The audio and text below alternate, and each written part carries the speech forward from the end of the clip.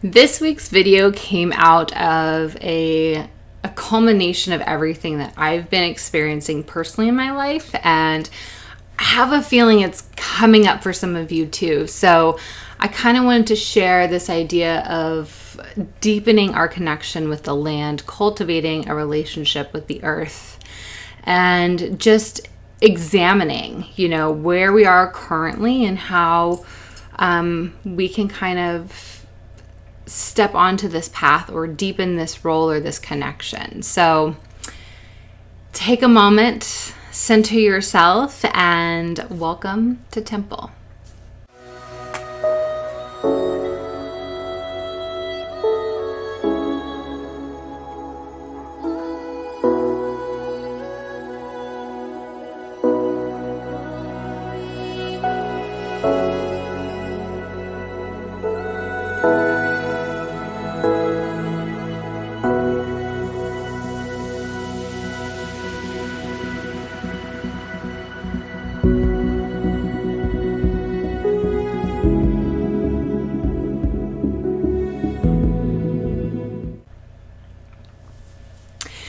So if I'm completely honest, this week, I have been putting off this video for, like the entire week. I wasn't sure what I wanted to talk about this week. So we're kind of in this transition between June and July.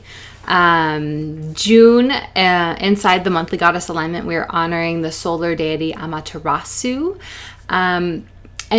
and diving in and exploring, how we can connect with our inner light, right? And in July, we'll be honoring the Hawaiian ocean goddess Namaka. And this has a lot to do with my own call to kind of explore mermaid realm, dive into, ocean, healing water, medicine woman. But again, we're not quite there yet. As I'm recording this, it's the end of June, so we haven't transitioned our temple yet. So anyways, long story short, what can I talk about? And I started reflecting on, what's showing up for me personally? And I was recommended this book, and I've actually had this book on my TBR list for years probably. And as soon as my mentor recommended it, I was like, okay, well then I'm going to go get it. So I checked it out at the library, and it's called the Gaia Codex.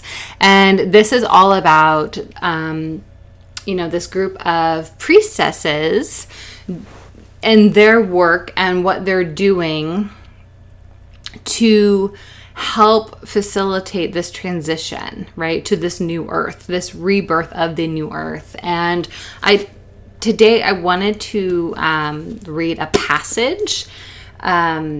Each chapter starts with the Gaia Codex, a little snippet from this codex that all the priestesses can connect to and share. And it just really struck home with me, and just really kind of put into words what I've been feeling. So I'm going to read this. This is from chapter 46 of the Gaia Codex, if you have this or if you've read it. But it says, civilizations rise and fall. This we know. Many disappear without trace.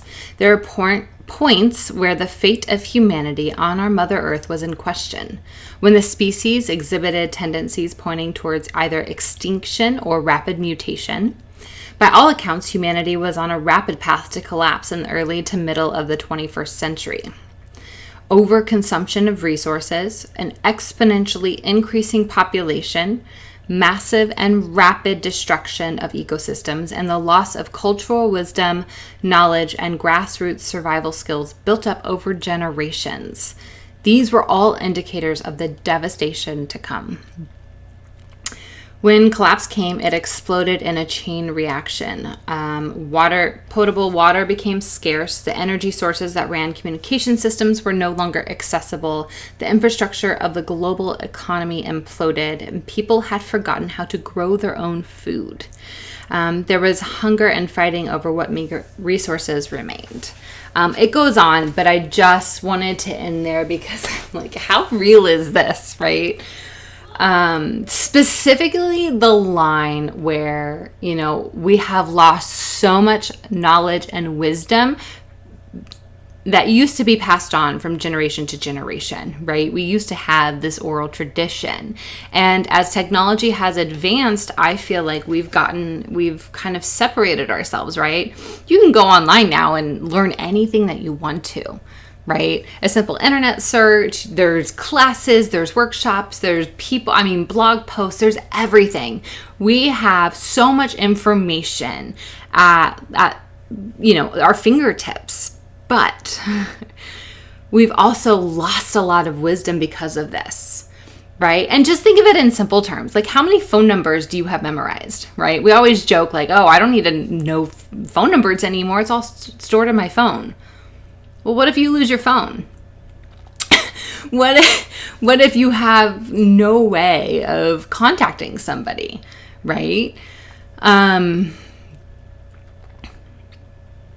obviously, this was always the case, right? Way before cell phones. Like, I feel like my generation, right? I'm in my early 30s.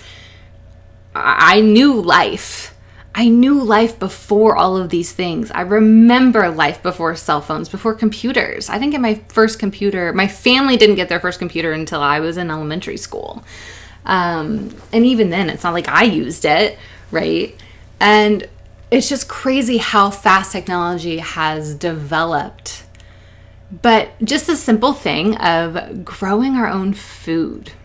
And this is what's, has really triggered something within me. I'll just share a quick little story. My beloved paternal grandmother, who I called Granny, passed away almost 10 years ago.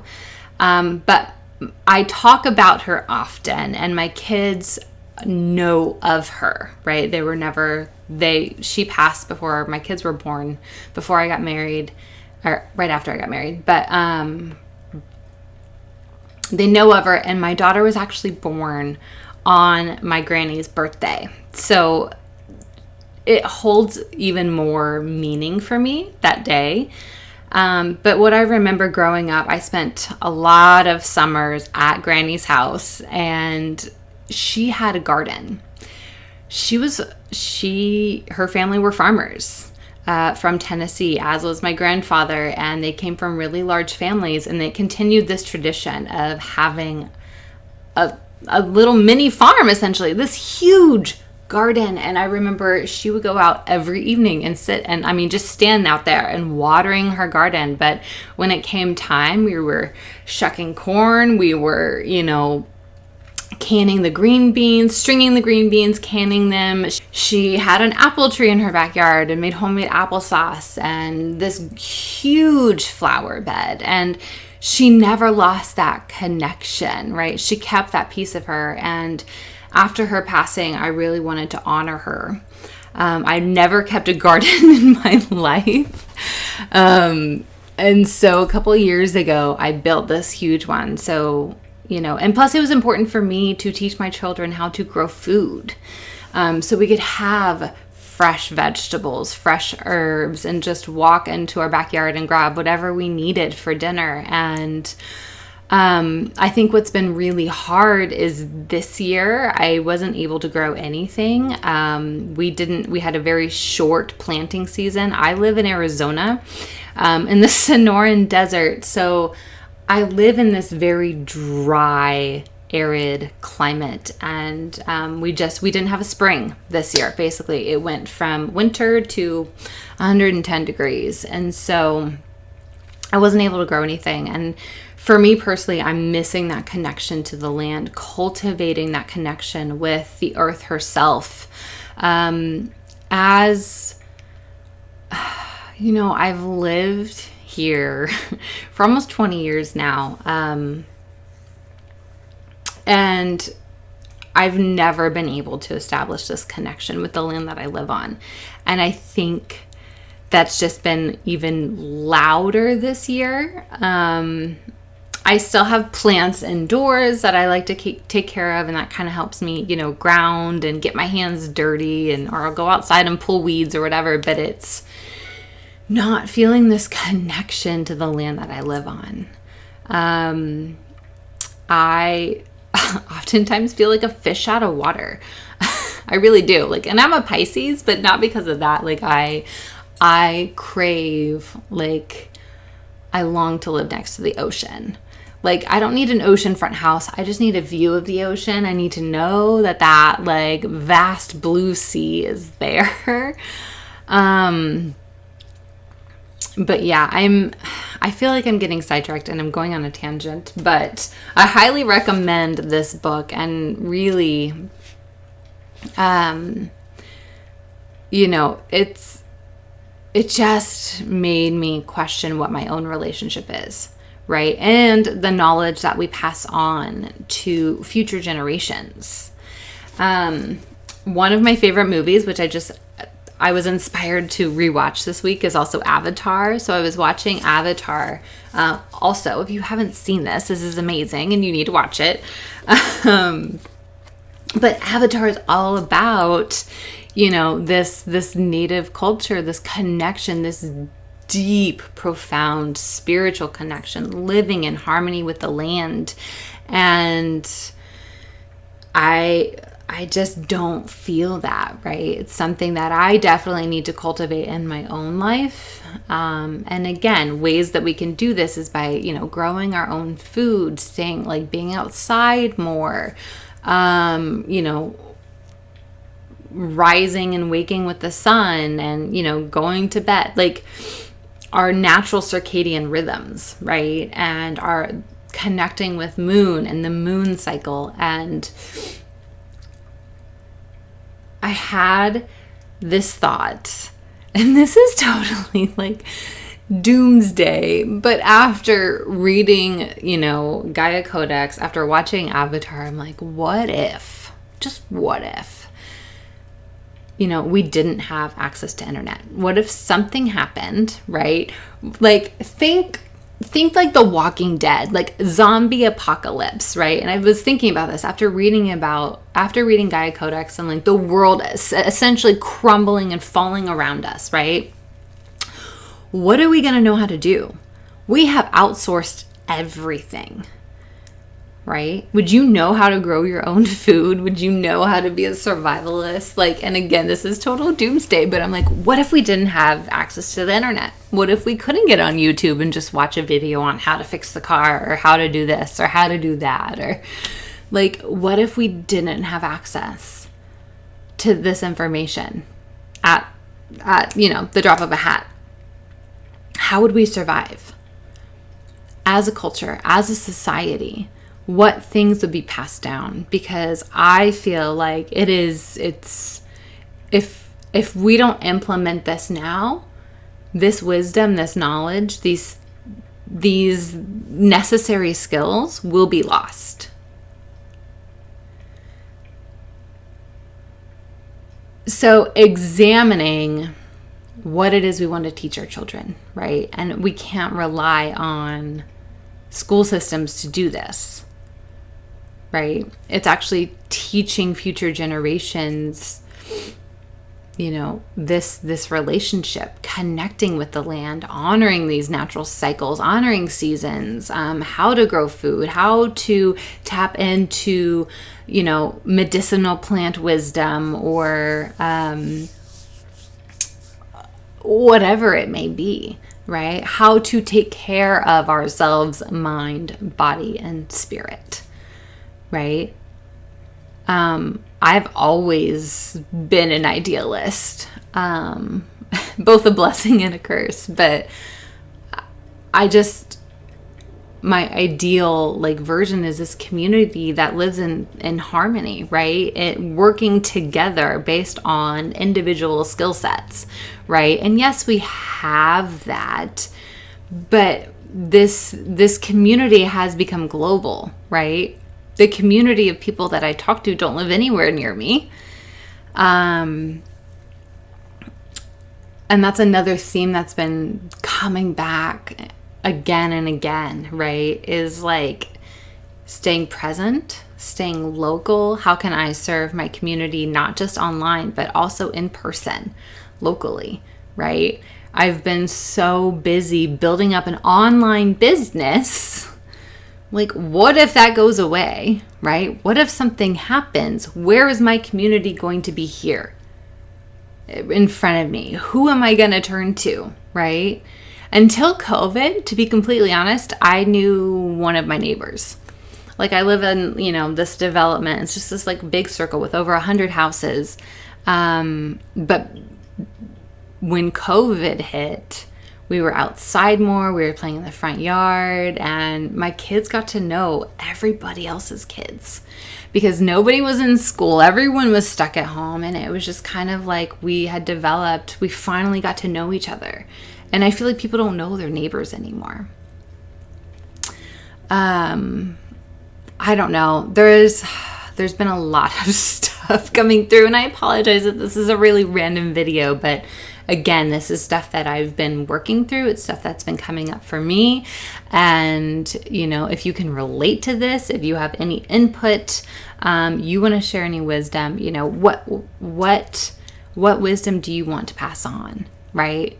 What oral traditions, what things can we teach future generations to, make them not so reliant on technology, right? And cultivate this deeper understanding and this deeper connection with the land, right? With Gaia, with earth energy.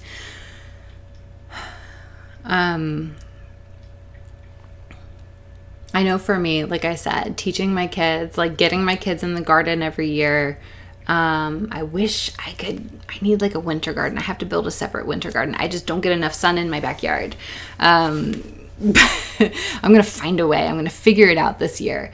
So I can usually only plant in the spring, but teaching them that and the responsibility and growing their own food and, eating, I don't even know if it could be locally sourced. I know that we have some farms here in Arizona, especially south of where I am, but it's, going to farmers markets, buying fresh local produce when it's in season, eating, seasonally. Which is crazy because we have this global economy now. You can eat anything during any time of the year. Because even if it's not growing where you live, it might be growing, south of the equator or vice versa. Like, it's just insane. Again, it's a blessing and a curse, I always shop like reusable bags. I haven't bought a plastic water bottle in I don't know how many years. Ocean conservation is super important and near and dear to my heart, which is crazy because I live in the desert and I don't live anywhere near the ocean, but supporting causes like that, are just ways to give back, like the World Wildlife Fund or anything having to do with the environment, reforestation. There are so many different ways that we can give back and so many different ways that we can set examples for our children.